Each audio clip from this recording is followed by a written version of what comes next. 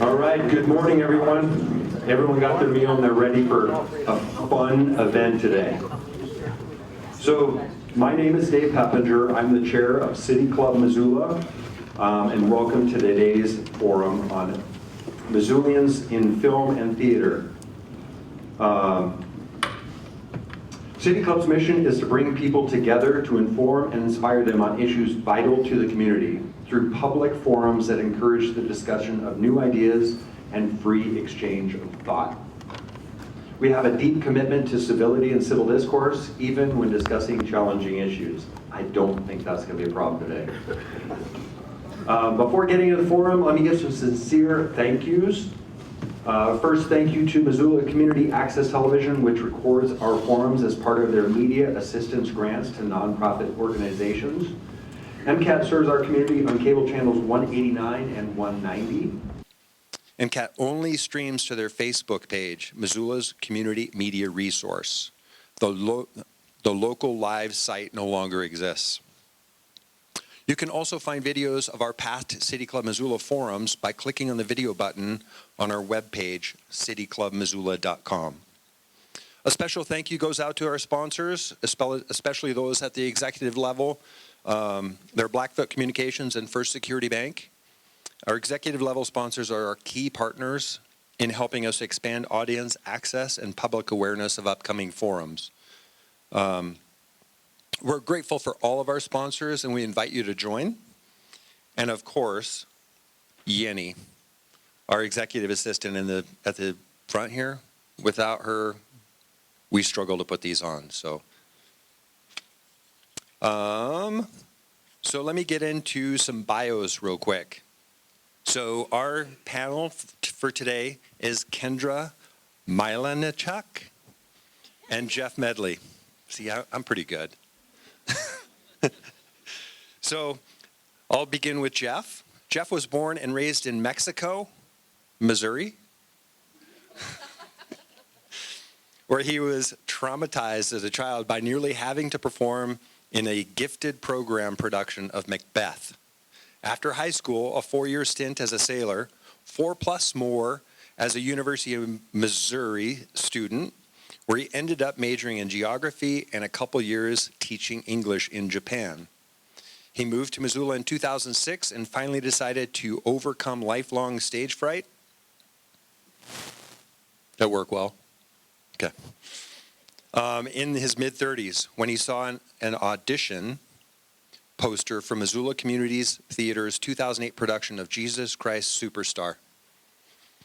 Over the next several years, he acted in a couple student films, and in 2011, he landed a small part in Winter in the Blood, based on James Welch's novel.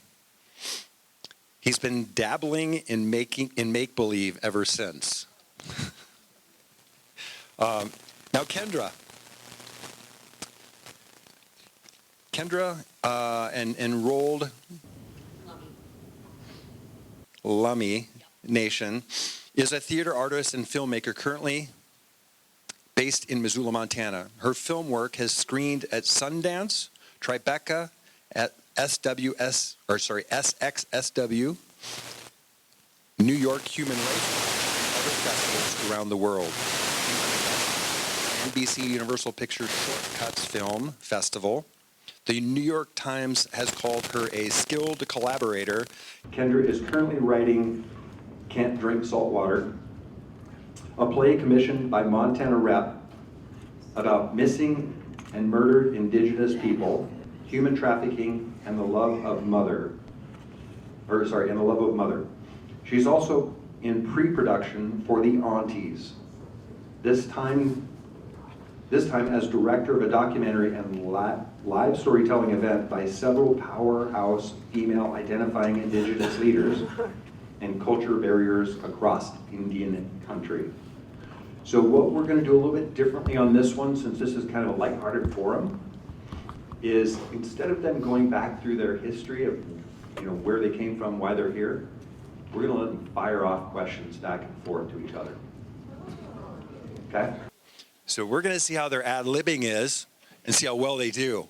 And at the end, we're gonna give them a rating, right? Okay, we're not going to do that, and then I'll be back around 12:25, and we'll kind of listen to their discussion and see how it goes. With that, Kendra, the floor is yours. Excellent. Can everybody hear me? Yeah? Okay. This was my bright idea, so I take full responsibility if it doesn't work. But when last week when we had our meeting about this gathering, I realized that I could completely co-opt it and live out my fantasies of being a talk show host, and was like, oh, this is great. I'll just interview Jeff, and that will make it easier for us to talk about the work that we do rather than sitting up here like tooting our horns, talking about what we think is interesting to ourselves. But we like to toot our horns. We do. No, I don't really. Burr, burr, burr, burr. Yeah, so that's how this came to be. We'll see how it goes. And Jeff. Yes. You were a sailor. I was a sailor. I spent 4 long years in the Navy right out of high school. And did you have to do any public speaking on boats? I did not. I mostly spent my time in windowless rooms, locked doors, listening, eavesdropping on our allies and enemies, and reporting to the NSA. And yeah, it was not a great 4 years for me. No. It was an anthropological experiment. I was kind of a weirdo in high school, and I got back into that. But I was like, how am I going to pay for college? My parents are both high school teachers, and they let me know that they wouldn't be able to help me. And if I could time travel, I'd probably just get some loans or something. But I'm proud of so I signed up for the Navy, and the moment I got off the bus at Great Lakes, that way, the boot camp, I realized I may have made a horrible mistake. And then I ended up learning Morse code, and they told me this was pretty much obsolete, but you're going to do this for the next 4 years. And so I spent 4 years of obsolescence listening to merchant ships talking about where they were going and where they shouldn't be going, and things like that. Well, thank you for your service. Thank you. No problem. You're welcome. I love when meeting actors and then hearing their non-actor backstories, because I feel like there's always so much that you get to draw from in your personal life when you're then getting to be other people. I also, right before we started talking here, you came to this room from a rehearsal. Is that correct? Well, yesterday was Yesterday. 8 hours in the Par TV building. Is anyone going to the Nutcracker next weekend? No? No, just me. There's one. Just one. I'm going. All I have right, tickets. that's great. Has anyone been to the Nutcracker since 2013? All right. I'm the weirdo toy maker Drosselmeyer. He's kind of like the guy who's sniffed a little too much glue and shows up at the party with a doll he made, and then they go into dreamland. This is very fun. Are you working on any other projects right now? Not really. We did Rocky Horror Show in the fall. I've done that since 2009. If you've ever been to the Wilma at Halloween, around Halloween, I'm the strange butler who turns into an alien, or is an alien. He's in disguise as a butler, and then he shoots some people with a laser at the end. It's that old chestnut from the 70s. So these are 2 shows that you have done annually For a long time. for a long time. Yeah. How do you keep that fresh? That's a good question. I don't know if I do. I should think about that. I don't want a long dramatic pause. I guess there's such strange, eccentric characters that I can stop being Jeff Medley and I just try to breathe. I look for moments where I can be like, oh, I've never picked this up. I've never been here. And sometimes it works and sometimes it doesn't. And sometimes the director will say, would you please not do that next time? And you got to try. And I don't know. And then you don't. Then you listen to the director. Yeah, I try to listen make to the an director. adjustment. I just throw my body. I'm a physical actor, I'd say. Mm-hmm. Yeah. And have you had any training? No. None. It was that gifted program Trauma. Uh-huh. They were like, everybody's going to be on stage, and I was sobbing when they told me, and so they let me be the person who pulled the curtain rope and flipped the light switches backstage, and then I jumped 20 plus years later when I was 30 something. Yeah. And do you still get stage fright Yes, my heart is racing right now. right now? But it's so much easier to be a completely different person. I think that's, you put on that mask and then maybe a little makeup too, and then all of a sudden the world fades away and you're just this guy, this alien or a weird toy maker. Yeah. And you're also a father. I am a father. For 7 years now. Gideon's I've got 7. Gideon 7. Ivor, he's 4. He's 4. I'm an older And have they parent. seen you performing a lot? They have been to some performances. They watched when Gideon was about 2, when I was the Nightmare Wolf. He actually saw me painting my body to become that, and I had weird, sharp teeth and looked like a horrible demon from another dimension. And Yeah. He's talking about a play that I actually directed called That's right. In the Snow Yeah. by another local playwright, Kate Morris. And we put you in like a sauna of a wolf suit. A little fur suit, except I painted my arms and legs white, and then my hair, when I was all white-faced. It was incredible, Yeah, thank you. the transformation. He was dark. He was dark. People still stop me on the street occasionally. It's like, I still have nightmares about Yeah. it. Still He was a have nightmare wolf. Yeah, You he was. executed. Thank you. Took it there. And you're also partnered, Joy French. Joy French. Bear Bait Dance. Has anyone been to a Bear Bait Dance production? Yeah. She should sit up Big here. fans. Yeah, yeah. You guys big are like fan. a Missoula Arts power couple. We're ships in the night, power couple. Yeah. She just finished her little holiday show, Fruitcake Weather. I gave her the title from the Truman Capote short story, Christmas Memory. And you've danced with them before? I have been a guest performer with them. I don't have any dance training, but I flail well. Yeah. You're so good at being in a body, Jeff. Thank you. Except when I'm asking, I'm just trying to fidget into the woodwork. Yeah, thank you. So if, without anyone telling you how to be a performer, how have you like found your way, do you think? Like what, so you saw an audition poster, walk me Jesus through Christ. this, and you were like, ah, Jesus Christ. Jesus Christ Superstar. Superstar. Yeah, Jesus Christ. Yeah. So that, when I was a cross-country runner in high school, short story long, it'll be long, my cross-country coach, Buck Green in Mexico, Missouri, he was taking me to a running camp in Indiana. He was a counselor. I was going to run.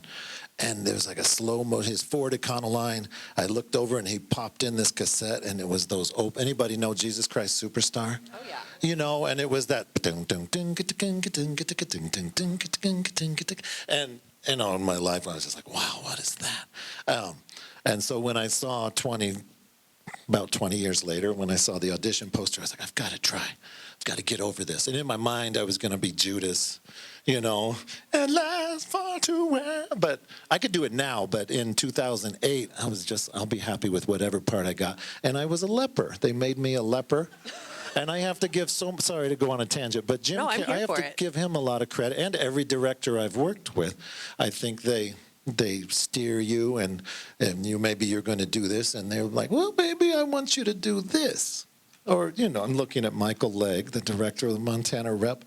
He's directed me a couple times, and he's a good director. So Jim Caron, I was like, I don't know, and I thought I was going to be one of the moaning lepers. In my eyes, I can hardly see. But then he was like, we need one, the really aggressive leper at the end, and I got to be that one, the one who's, he's like, see my purse, I'm a poor, poor man, and then he attacks Jesus. And I got to be that leper. And so through that process, but I also had to be ensemble, you know. So there are parts where we were crawling across and sobbing and all that. And so he gave me so many little tidbits. He put some tools in my empty toolbox, and then each director along the way, I'd say. And then, yeah, and during that process. Yeah, anyway. No, I mean, I love it. I have to say there's, I've only had the one directing opportunity with you, though our paths have crossed a Concentric lot of circles. different times. Yeah. Working together in various capacities. And I do feel like this man's mind is like fascinating. in the best way. But he showed up for rehearsal the first or maybe second day of In the Snow, and you had like the script written in this very strange kind of like, you know, the memes of the guy with the strings and the photos, and everything was connected in some weird way that you didn't fully understand. And you were like, nope, but I know what I am, and I know and I understand how the thing is happening. And you were also completely off book on like, yes. And I doesn't couldn't, always happen. these are skill sets that I marvel at, because I think that we all have different ways of getting there. And you get there earlier than a lot of other actors I've worked with, and then the rest of us like catch up. And I'm just curious, like, about your process of learning your lines, because is that always the case, or was that only In the Snow? Some of the times. Okay. And less so, and it's been harder to do stage things since the kids. I've been able to say no more. It's become easier. But when I was a leper, back then, at the end of the season or the next season, they were going to do Oliver, and they kind of tapped me on the shoulder and said, "We're going to do Oliver, and we'd like you to audition to be Fagin." And I was like, "Well, this is my first show. I'll try it." And so I got the role, and I was panicking, and I started the first letter method that you saw on the script, and I kind of.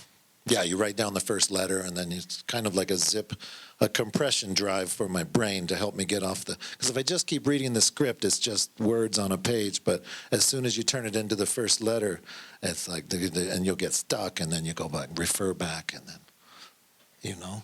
I don't. I mean, this is why it's amazing to me. He writes the first letter of the line, and it tells him where he's going. It's sometimes incredible to me. Pictures and symbols, so I know what I might want to do here and there. It's amazing. Yeah. Yeah. Thank you. Yeah. What and then you also work in film. I do dabble in film. Yeah. You made it like, I mean, we've never been in a film together, No, I don't think, except that we were both in Winter in the Blood. But not in the same scene. But yes. never working together on Can that. people watch that still? I don't know. I don't know. Winter. Okay, it's out there. All right. I'm in the flashback. I yell at some kids, say some horrible things to kids, and yeah. Anyway. Yeah. Yeah. Oh, And where were we from?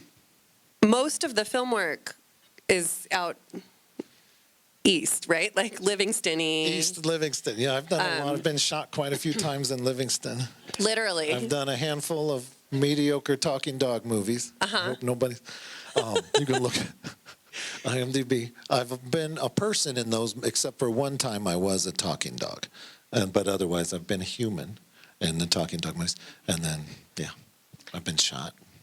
It hurts. And you've been shot a lot. Yeah. Have you fallen off of a horse? In The Old Way, which is a Nicolas Cage Western, I was expendable posse member number 7 or something. And we got ambushed. I don't want to, spoiler alert, I died. But there was a couple guys got shot off their horses, but I was the cowardly one who kind of jumped off and started running. And then I was hiding behind a rock. And then this other guy says, "Smiley, no." And I start running and I get shot. It's tragic. And I had a line, but they cut it. Oh, So, I'm sorry for your but I got loss. some good residuals off of that. Yeah. Have you ever like died on the cutting room floor? So many times. So many times. Yeah. At least a handful. Yeah. I was You? just Have trying you? to explain this to one of my producers the other day, how frequently as an actor you go, they spend so many dollars shooting your scenes, and then you get a call 8 months later, and they're like, your character no longer is needed. exist. You don't exist. You're like, you spent a lot of dollars. You can spend days or weeks as the character, and then all of a sudden you're like, oh, not that. Or just a day. Yeah, Yeah. we're well acquainted with small griefs. Yeah. I'm waiting to see if Rust, the infamous Alec Baldwin film. Yeah. I did a scene in that, and I think the scene has to happen because it's a pivotal scene near the end, but I'm guessing they're going to, and I had a line, but I don't know if I made it yet. But I have a feeling it's going to be like a slow motion montage, and I'll just be a blurry guy in the background. We'll Yeah. see. Fingers crossed. Fingers crossed you get into the infamous Alec Baldwin Rust. Favorite role to date, or like top couple? Film or theater? If we just want to talk capitalistically, Like most dollars you've ever made? Is that what you're talking about, capitalistically? dollars per words. Yeah. Oh yeah. I did a couple days on a film called Oh No, it's leaving me. Oh no. Oh no. What is that one? Another Blood one. Blood for Dust. It was filmed mostly in the Billings area with, if anyone's a Game of Thrones fans, Kit Harington was the main guy, and this lovely character, Scoot McNairy. You know Scoot? Definitely don't. If you saw him, you'd be like, oh, he's in so many movies. He introduced himself, and I was like, oh, must be a local. He looks so familiar. And then I looked up his name, and I'm like, oh, he's been in everything. Well, that's fun. But I die in that one too. I don't think it's been released yet, but it's done the film festival circuit.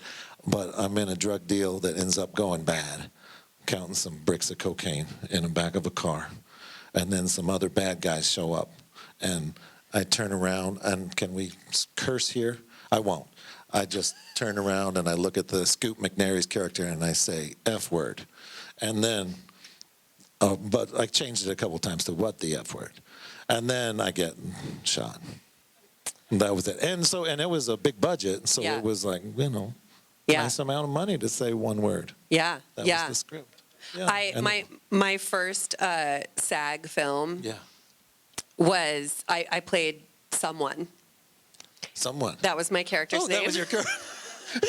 And we were living in New York at the time, and I got there, and there was a trailer, and it said someone on the door, and I was like, this is it. I have arrived. I have arrived. I You always guys, take pictures. I am someone. This is the greatest. It was so fun. And I also had one line, and it was the most money I have ever been paid It feels good. to be an actor. Was Yeah. the day that I was someone. What was your line, if I may ask? Gosh, I can't even It's remember. okay. It was more than one word. It was like multiple words. remember mine. And it was an exclamation. In a film called 2 Days in New York with Julie Delpy Okay. and Chris Rock. And I yelled Chris Rock? I yelled it at Julie. Nice. That's Yeah. great. Yeah. How did you get into acting, if I may turn the tables? Yeah, turn the tables. I'm turning. I've always been in acting. When I was a kid, I was like, not professionally, but when I was a kid, I was like either going to be an actor or a lawyer because I just like talking and You'd be a good lawyer. debating. And then I found out that lawyers had to go to school for a really long time and decided acting, much to my parents' simultaneous joy and dismay. Yeah, and so I went here to the University of Montana. I did get training from this Well done. lovely school right over Right there. over there. And then went to LA for a couple years, and in LA only got theater jobs. So then I decided maybe we should go to New York, where theater was taken seriously.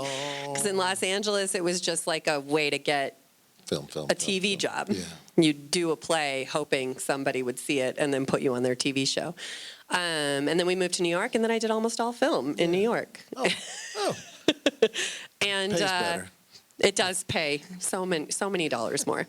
Yeah, and then when our daughter was born, we made it there. We were there for a year, and we were doing fine. I mean, the hustle was working. But I wasn't doing the things that were fun living in New York anymore. I was like just running to the job and then coming home and trying to pay babysitters a living wage. And so we decided to head back. And Missoula was always the place I wanted to raise my kids because I thought it was, it's a good place to be in healthy dirt. It's a good place for that. It's a good place for that. So we came back to Missoula. And I weirdly, or not weirdly, but when I left New York, I had this very sobbing breakup conversation with my manager and agents and said, I'm moving back to Montana. I'm making the right choice for my family. And they were like, you don't we don't have to break up. Like, we can be long distance. Did you not break up, or did you? We didn't. I thought we were good. breaking up. I Yeah, thought it was it's the a- end. And it's they a were like, no, global- go to Montana. It's fine. You Yeah. can keep acting from Montana. Sure. And so I moved back here. And funnily or not, when I lived in New York, the majority of my friends were like very leggy blondes. And they were constantly in the same casting office reading for the same roles against each other. And they were like, oh, Lucy Walters was up. So unless she books something else, she's getting the job and I'm not getting it. And I was watching all of my leggy blonde friends navigating, like, being competitive and having to pretend to be proud of each other when the friend got the job. And I never had that problem because I was not a leggy blonde. I was like the vaguely exotic dark-haired girl who read for her own jobs and didn't get them to randos. And then I moved back to Missoula, and in the first 3 months of living in Missoula, I lost 3 jobs to Lily Gladstone and was like, there it is. Okay. Lily Gladstone. There it is. I had to get back to Missoula, and Lily lived down the street from me, and I was suddenly in the position of, like, reading against a good friend and having to navigate being, like, here we go. And but fortunately for me, Lily is like one of the greatest. It's the sweetest. She's super kind and also a huge team player. Like, she would call me and be like, did you read for this role? Because I think you'd be good for it. And I was like, I would never call you and say, did you read for this That role, role is Lily? mine. Yes, I did, and you will book it. But yeah, so then we moved back to Missoula, and the work or the opportunities to keep reading for stuff didn't die down. So I've been back in Missoula since 2015, and yeah, I still make stuff. Before I knew you, Mm-hmm. I knew of you, and I saw you on television opposite James Spader. I think was he rescuing you, or No, can't- I was it's his nurse. Oh, you were nursing him back to health Mm-hmm. after he'd been attacked, or Yeah, I went through a weird phase where my manager was like, oh, Kendra can be a medical provider. And so I was a nurse and a doctor in like 6 jobs that year. It's very weird. What was that show? Not The Fugitive. What was it called? No, it's, It was, you'd think I would know it. It doesn't matter. It's that James Spader show. That one where he was solving problems, but Blacklist. also causing problems. Yes, Blacklist. Blacklist. I'm like, what's that show? And you've gotten That one. into not medical, but you deliver babies. I do. I'm a birth doula. I'm actually, my How about phone is that? right here because I'm on call right Is it now. I on have a mother who's vibration? due. Huh? Or is it audible? You'll know. You It'll don't want to miss it. ding if she's like, it's Okay, happening. okay. It's You got it. time. And then she'll you're run going out to the door. ad lib. And I'll have to talk about myself awkwardly. Yeah. Yeah. Yeah, which is, I think, probably why my manager thought that I could play a doctor on TV. Yeah. You had the 'Cause skills. sometimes I'm in hospitals. Yeah. And you also work at the other end of life, don't you? Yeah, I'm also a Not death that we're worker. getting off of the acting. Yeah, it's What is- okay. How's that? Just recently you got into that. Yeah. Like a year and a half ago, I did a death doula training. And I think I'm just really fascinated with, Bringing people into the world. I just am not into filters. No. I think Yeah. that's what it comes down to. And it's like the thing that I'm excited about in film and television. It's like the stories and getting underneath Yeah. what we think is going on to what's really happening. And this Right. is also what happens in birth spaces, and it's also what happens in death spaces. When I'm around pregnant people or people in grief, they have like 0 time for, niceties and surface. And I have 0 interest in surface. So Just get right to it. yeah, just get right to it. So now I just go like straight for the threshold. And how did you get a documentary made about you? I'm still waiting. Such a I don't know if fascinating that'll life. ever happen. I will show up with cameras, Jeff Yeah, Medley. okay. You Thank you. deserve a documentary. Yep. My friend Brooke Peppian Swaney, who's a Bittert Salish and Blackfeet filmmaker, she and I made a short film called Okay Breathe Aura Lee, which was the short that went to Sundance. That's how I went to Sundance. And it was about a Native woman who'd been adopted out of her community and wanted a baby. And when Brooke sent me that script, I was like, I don't remember telling you this much about my personal life.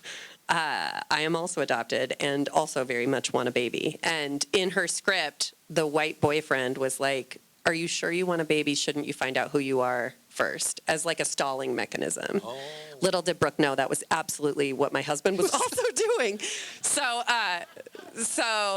we made the short, and then Brooke was like, "We should make a documentary and actually find where you came from." And through that process, you did. Yeah, and Spoiler alert. I got pregnant. And when I got pregnant, I was like, okay, let's find out where I came from so that I can tell this baby when they come out where they came from. And yeah, we made a documentary. It's called Daughter of a Lost Bird. Daughter of a Lost Bird. Daughter of a Lost Bird. And it is currently, only very recently, available on docchannel.com. It's $2 for the annual membership, and you get all the documentaries available. So many documentaries. Yeah, so it's for the first time. It came out in 2020, but has not really been streamable except every once in a while. America Reframed and World Channel would be like, "Oh, it's up for 3 weeks," and then it'd be taken down again. Yeah, but now it's available for people to see. That's great. Thanks. Yeah, I should have another question ready. That's okay. Do you want me to talk about can't drink salt water? Yes. Yeah? Yes, sure. Yes. I want to talk about that. Yes, please. So there's this play that is called Can't Drink Salt Water. We did a reading of it in 2023, November of 2023. It's the second play I've ever written. Writing is awful. I hate it, but sometimes it has to be done. And this was like a story that was haunting me. And then Michael Legg was kind enough to offer a commission to support me to write this story. And it was such a gift because it was a really hard, pretty dark thing to wade through, learning about missing and murdered Indigenous people. And it's sort of the plot follows a mother whose daughter has gone missing. And I wrote it, and I had because of the commission, I was able to like support myself around it, take good care of myself instead of having to write it at 10 o'clock at night after bedtime until 2 in the morning and then do a job all day. And I think, honestly, because of that support, the play came out funny. Like, it's sad and it's got hard things, but there was like levity around it because I had the ability to be cared for while I wrote it, so it wasn't just heavy and sad. And now we're trying to get the funds together to do a full production in 2026. Yeah, nice. So I'm hoping that's going to happen. And then I'm also working on this project called The Aunties that's taking me all over Indian country, and I'm meeting these unbelievable women who are just like telling me how to be. And that's all I just have to go and sit and direct this doc where I sit and ask them questions, and then they answer them. All across North America? All over, yeah. So all over the world. I just got back from Seattle last month. We were in Coast Salish territory, and then in January I'm heading down to Tongla Land in LA at the Skirball, and then we'll be in northern Utah, and then back to Yakima, and then next year we're going to the Smithsonian in DC. That's great. Are you hitting up Oklahoma at all? I'm really pushing for Tulsa. I'm hoping maybe in another year. We're only doing 3 to 4 spots per season. Always episodic. Hopefully it's an episodic, yeah. That's great. So that's really exciting. Yeah. Okay. Where are we in the timeline? I think we have like 5 more minutes of like blah blahing at each other. What else can I ask you? You want to feed me a question to ask you? Sure. What would you like me to ask you about? I guess all these people will have their own questions. Yeah. Well, one thing that we haven't really covered as much yet is the community of Missoula and its role in our creative pursuits. Right. So maybe do you want to ask about that? Sure, because we already covered. I definitely probably wouldn't be an actor without the community theater. Oh, yeah, you would not be an actor without MCT I would love launching to ask you your about that. capital C career. Yeah. Yeah. Let's do that. how does the Missoula community factor into your performances Jeff, that's and such a writing? great And question. Wasn't that an interesting?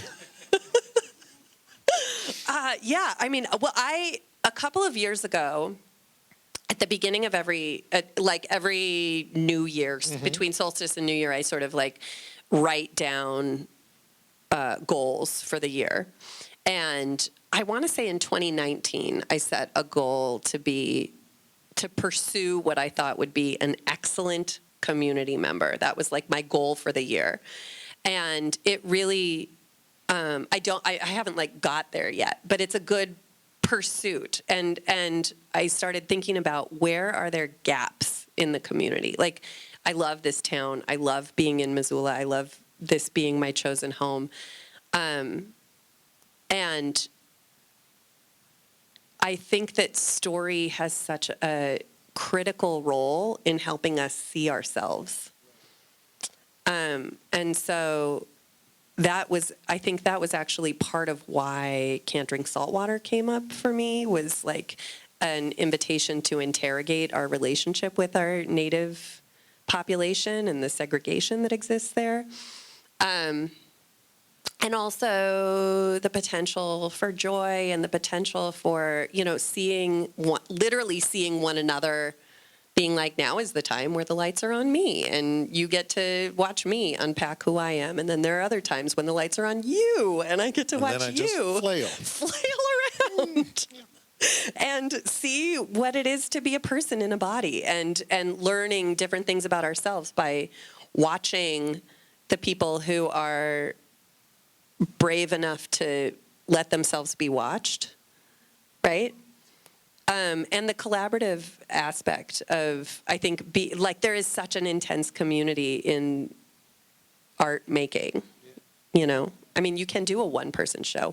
Ooh, which reminds me, I saw this post on Facebook the other day about Mr. Rogers. Oh, yeah. I did a Please, can we do a Mr. reboot? Rogers show. Yeah, you could be my mother. I one song. could totally be your mother. Lily Gladstone You was saw it my here, guys. mother. So, long story. I'm going to take the role from Should Lily. I just go into that for Yes. a second? So quite a few years ago, I did a show. It was actually just a cover of a Mr. Rogers album, Won't You Be My Neighbor, from when you drop the needle until you flip it over until it starts going. Because the album was important to me because my brother, who's 10 years younger, I found it for him at a flea market when I was probably about 13 or something, and he was 3-ish.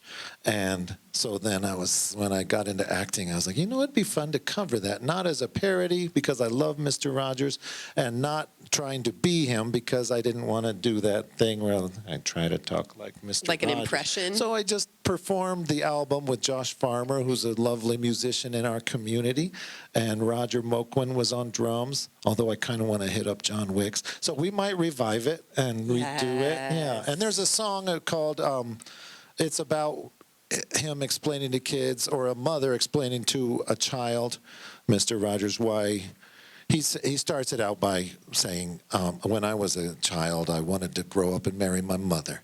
And then the song is about them having this conversation about why he can't marry his mother. And so the mother character would sing her lines back. Anyway, but I've also done it with a hand puppet. Yeah. Anyway. Well, I would love to be that mother. Okay. I would love that. And okay, I guess we we better do it. saw, I think, the second iteration of that show, and my daughter, Suka, was maybe 5. And I think it was that song where he talks about little boys growing up to be men and little girls growing up to be women. And we were in the first row, and my daughter was like, that is not always true. That is not always true. That's true. And the language is a little confusing because it was made in the late 60s, early 70s. And he sings songs about, not on this album, but about alleviating the fears of going down the drain in the bathtub. And I think he was just trying to, Yeah. No, I completely understood the intention of the song and also the dated nature the of it. datedness, yes. And it invited this really, actually perfect example of what I'm saying about story. We had this really beautiful conversation afterwards, and she, as a 5-year-old, wanted to make sure that you knew. And so we stood in line after the show. That's right. And then we walked up, and I was like, Suka, this is my friend Jeff, who was playing Mr. Rogers, but he is not Mr. Rogers. did This not is write Jeff. this album. And Suka wanted to tell you something, and she was like, "No, you tell him.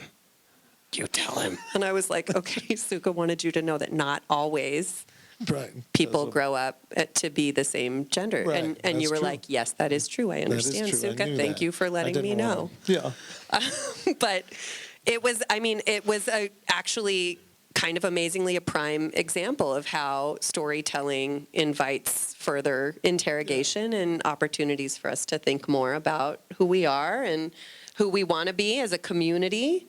So eloquent with words you are. Thank you, Yoda. Whereas I just tend to pause awkwardly. I think you're great. Are you about to And jump in here? Dave's here, guys.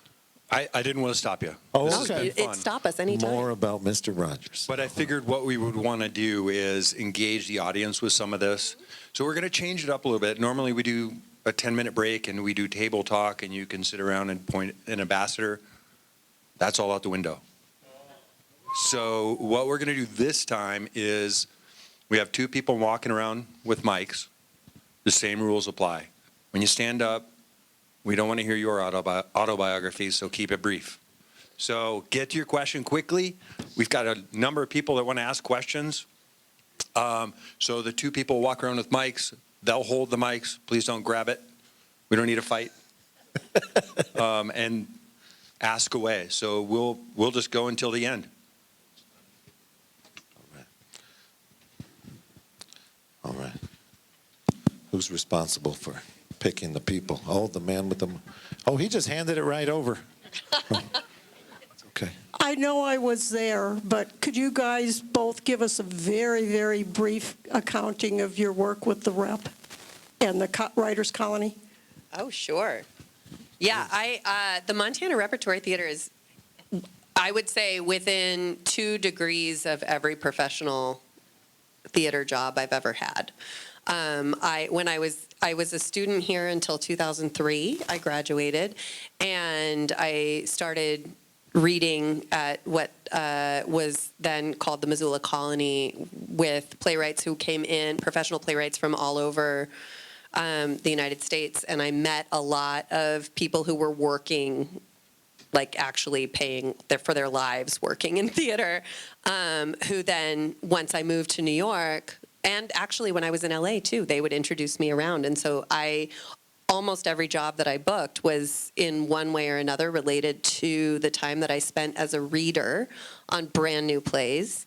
And then I met my husband because of the Montana Repertory Theater. And I believe we have the second baby conceived from a relationship made by the Montana Repertory Theater. And he went on tour with Streetcar Named Desire. And then a year later, I went on tour as Shelby with, that other play, Steel Magnolias. There we go. And I booked that job the day after he proposed. And the audition was that, like, my wedding, my wedding, my wedding. And boy, was I ready. I was full and excited.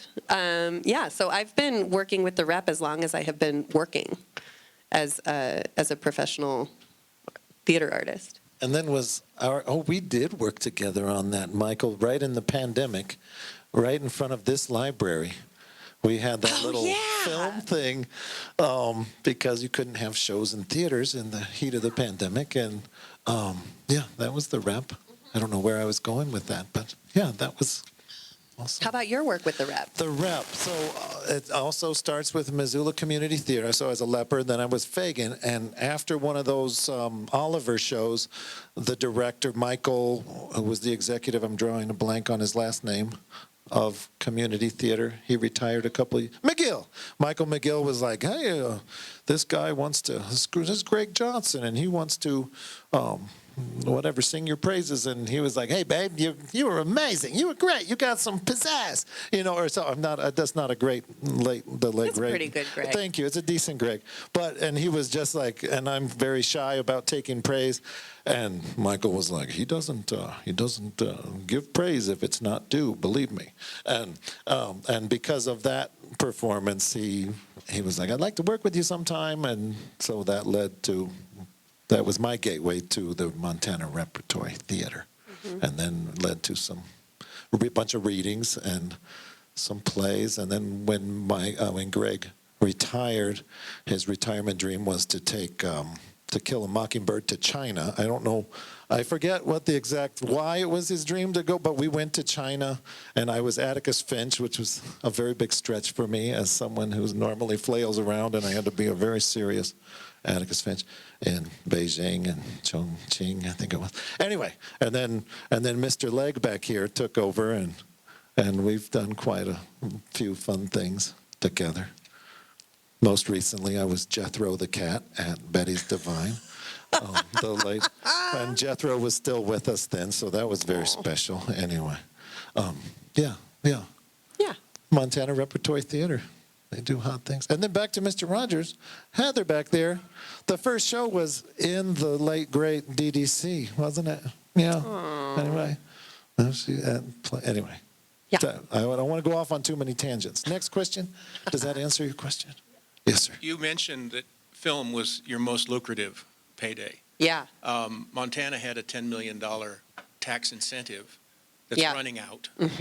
And I'm part of the Montana Media Coalition that's trying to get a $30 million one done. Thank you. How do we get more of you involved in the coalition so we can help educate the legislators that this is not a free handout, and in Right. fact it returns like 1.8, 1.9 times that in revenue to Montana? Yeah, I mean, just ask. I will, yeah, we can talk. I will go to Helena Right. and tell them all the things. Yeah, she would do better in Helena than I would, I think. I don't know But I would about go to that. Helena. And Yeah, let's do do a road little trip, dance road or trip. something. Yeah, it's ridiculous that I think that they try to that we don't want those Hollywood elites coming into the state is kind of the mindset, but they're spending money, giving local people so many local people jobs, and it should be unlimited. And then instead of because productions now are like, well, maybe we'll go to Utah Or Texas. or New Mexico or Yeah. Louisiana or Georgia Yeah. or Canada or wherever. Yeah, sad.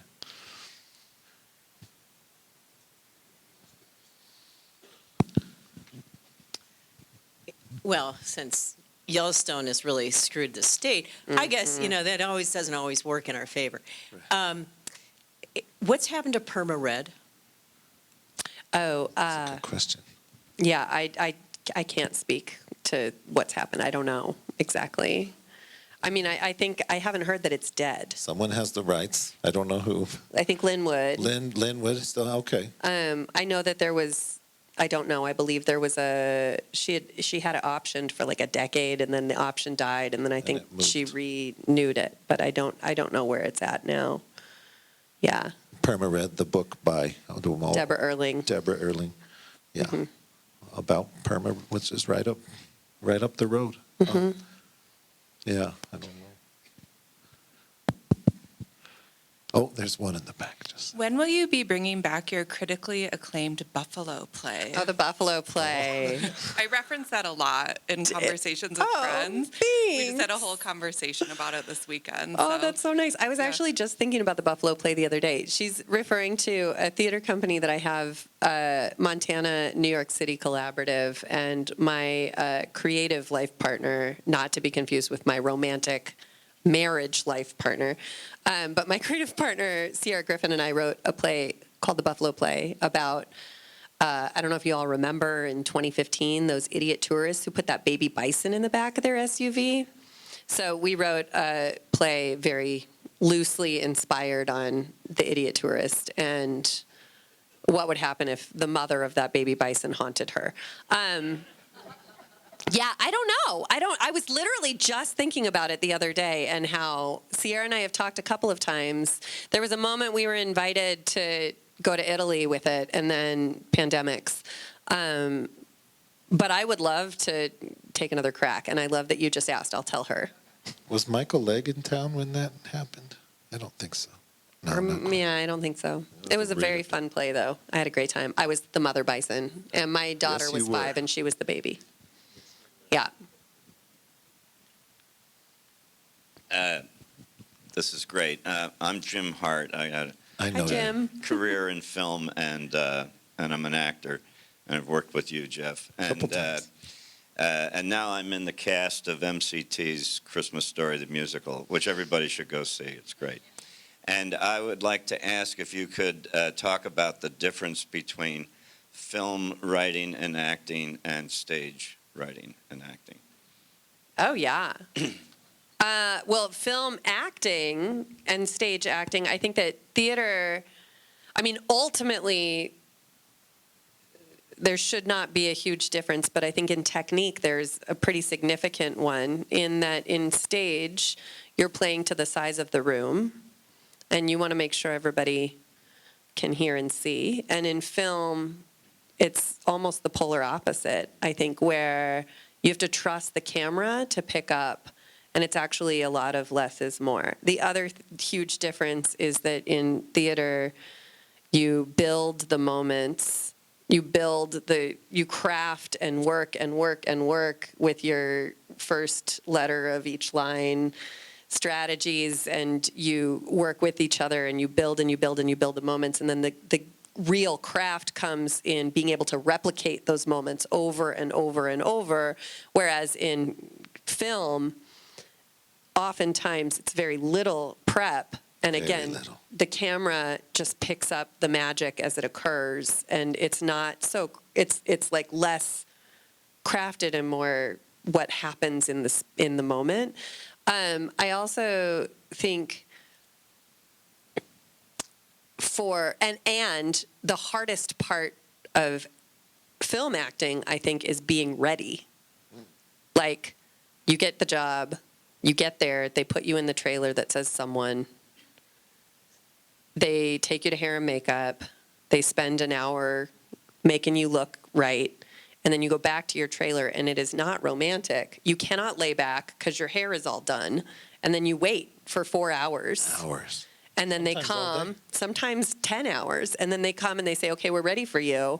And there's, 11 people who have all spent the whole day getting to this moment, and then let's do a quick blocking rehearsal. Yeah, and then go. Let's go ahead and shoot it. And there's so it's about being ready all the time. And whereas theater, you get to build up to the moment from the top. I think that's the acting-wise.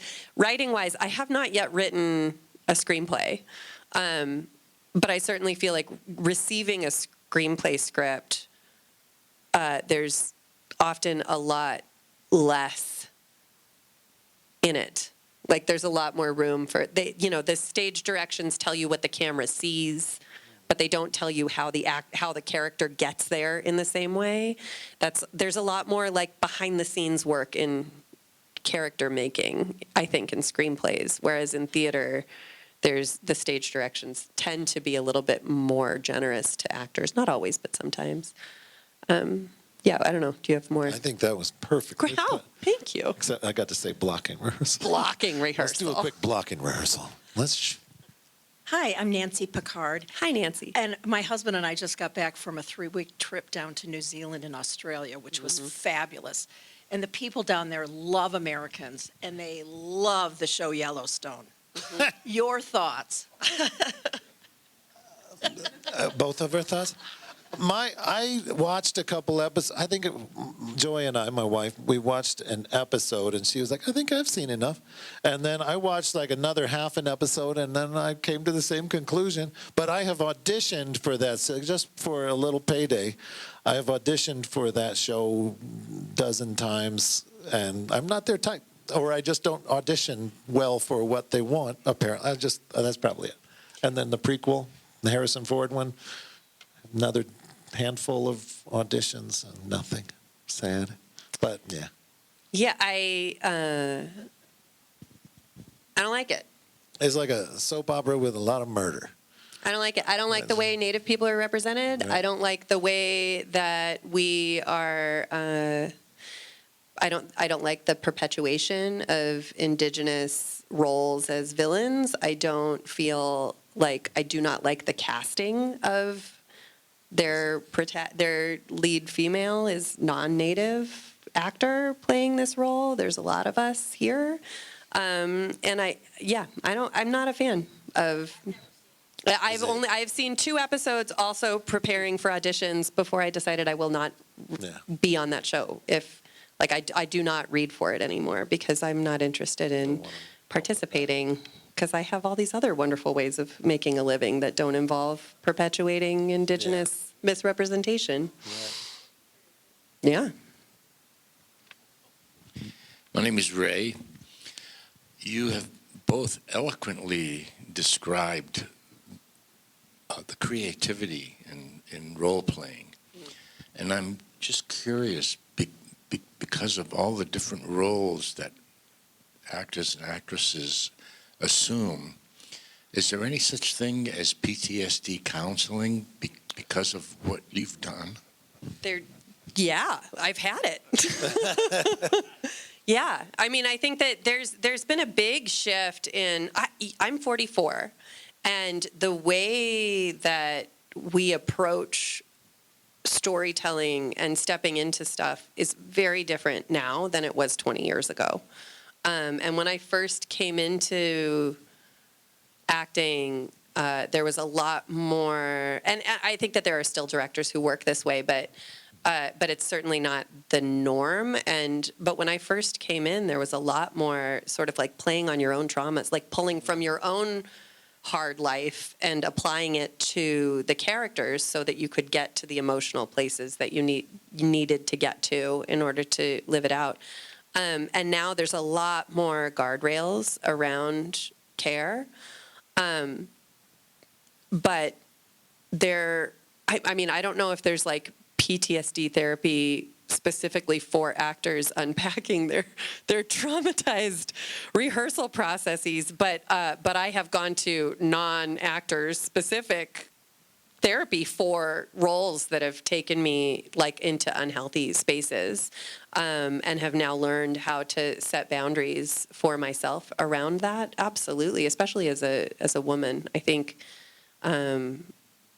it still is a problem, but I'm grateful that there are a lot more guardrails around how not to mess people up.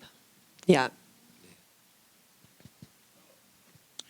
My name's Jimmy Galan, and I'm an accidental Missoula resident as a consequence of my last parent dying about a decade ago, and their grandchildren would not allow the house to go on the market, so here I am. And I find this to be a lovely community, and I'm going to presume that they teach drama and theatrical arts in the university. So it's a good reach for the bottom rung on the ladder, getting into a program like that. Okay, I'm asking because there's a senior tuition waiver I got in this state, so I think just about every person in this room qualifies. And this time next year, I bet 2/3 of them will have SAG-AFTRA cards, and they'll be paying dues. Yeah. There is a BFA and BA at the University of Montana, and it is. I mean, I had a wonderful time in that program, and have seen some really lovely work coming out of it more recently as well. So I would highly encourage you. I also feel like training in theater is applicable so far beyond the arts. Like really, really, you learn how to rely on each other. You learn how to come together. The culture around creating a production and getting through hard things and needing to get to the show, and then the cast party and the joy of we did the thing and it was hard and now we did it, and it applies in so many other parts of our lives in ways that I feel like everybody should have to be in a play in one way or another, even if you're the person who's dropping the curtain and bringing it back up. There is something really special about the community that forms around creating a production. So whether it's pursuing technique at the university or auditioning for a community theater show, I would highly encourage everyone to give it a shot. It's really terrifying in a very fun way. Yeah. And you're never alone. Like there's always someone nearby to catch you if you slip and fall. And if you fall on your face, there's a lot of people who remind you about it, but also like laugh with you and love on you when it happens. So I highly recommend pursuing being on the stage, not just in the audience. No. So when you say you've learned how to set boundaries for yourself, do you mean boundaries as to which roles you will try on, or boundaries within a role? Both, yeah. Yeah, I have, I am amazed that I still have representation because of how many times I have said no. Also, I'm a mother. I have an 11-year-old and a 7-year-old, and that really creates limits around what I will and will not do. Essentially, at this point in my life, theater has to be here.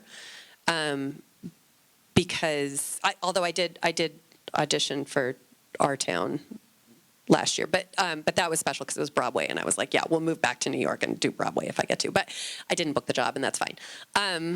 Truly, because I love my life in Missoula.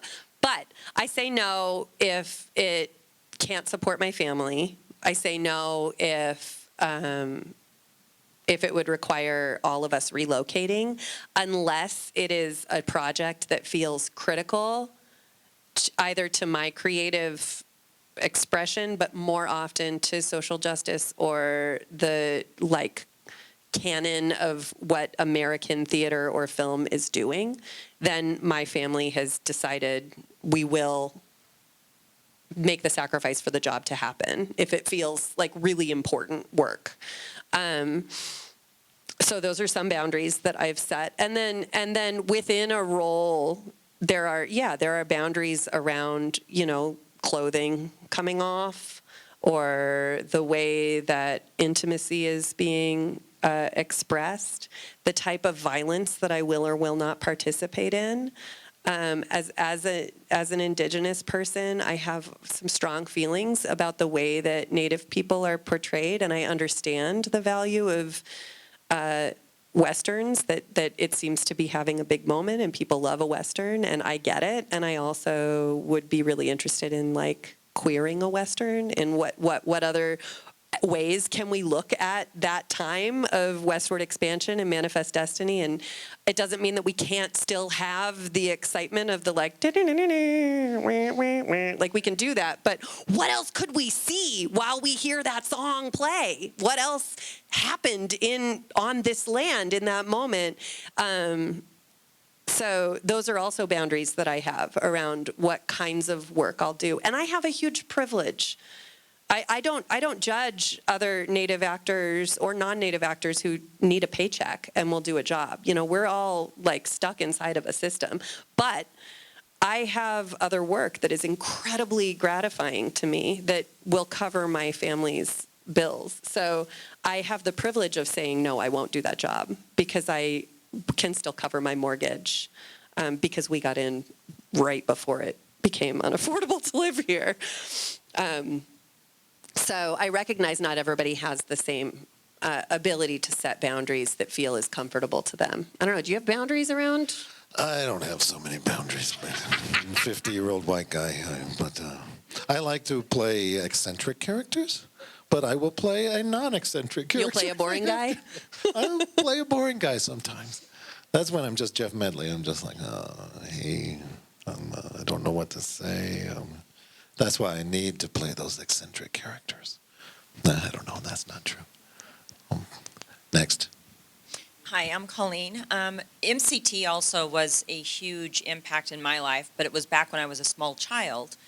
Because back in those days, theater and MCT came to every community. Theater and learning how to be in theater was part of school. It was part of your upbringing. You always had your school plays and all those sort of things. So my question is more about how, from your perspective, can we keep theater alive? And how can we keep the art of theater and the benefits of theater alive for all of our children?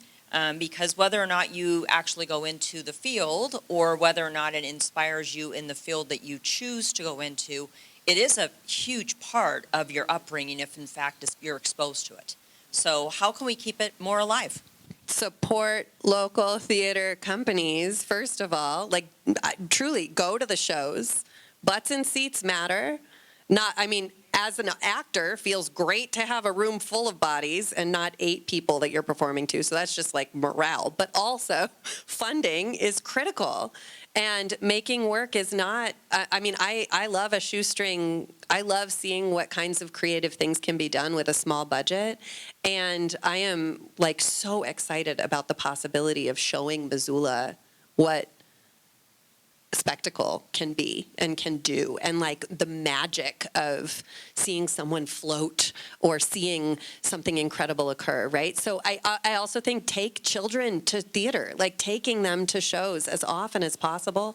And the Sparks Arts program is huge and so important. Sending artists in, our schools are getting like just sliced, and the arts are the first thing to go almost every time. And it is also, I think, who was it? Who's the guy who said, I don't even remember the quote, but it was something about you could tell how well a society is doing based on the arts, based on how well funded the arts, how frequent the arts are occurring.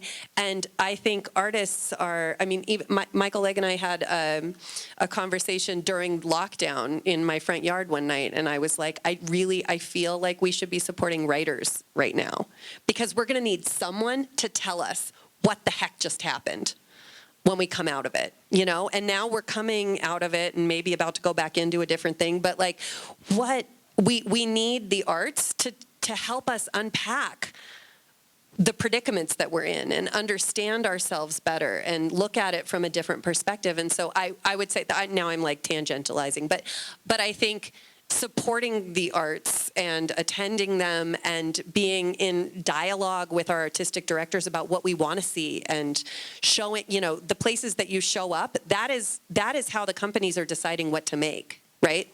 Not exclusively, but it's one of the ways. They're like, oh, people love this. This is what they're buying tickets for. So if you want to see more of a certain type of show, be sure you're going to those types of shows, because that's how companies are, knowing that they can survive if they continue to provide that sort of a thing.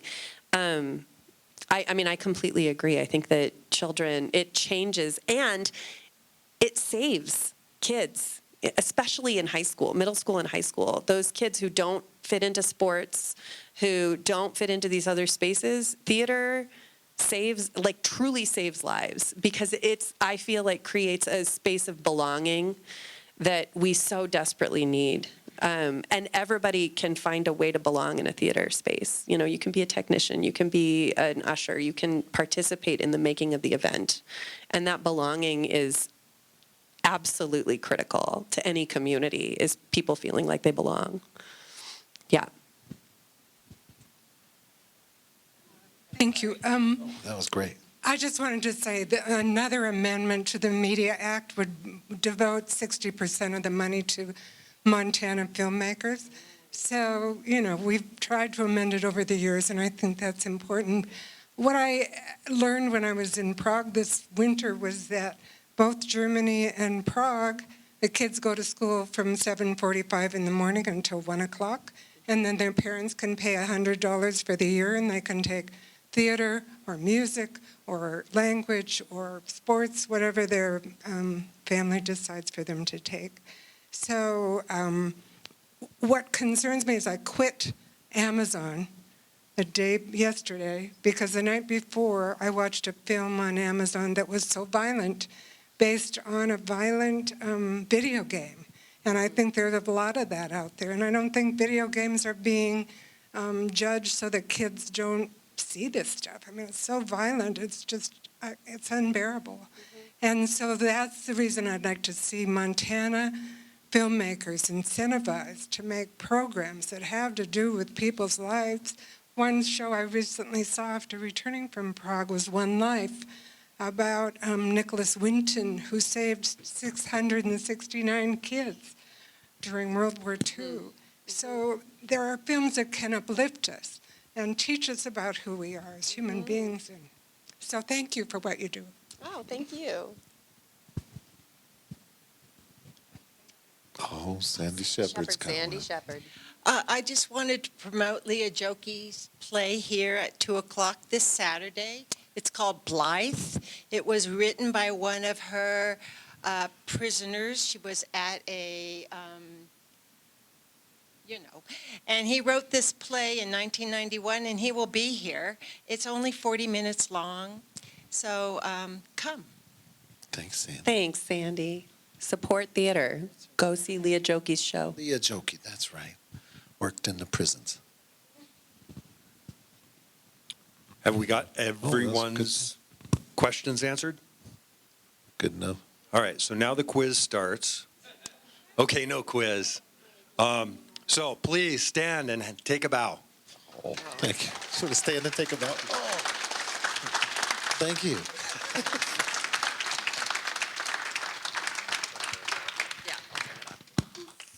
Thank you, Jeff. Thank you, Kendra. This was absolutely phenomenal. Everyone like that, this weird, unique format we did? Changed it up? That was all Kendra.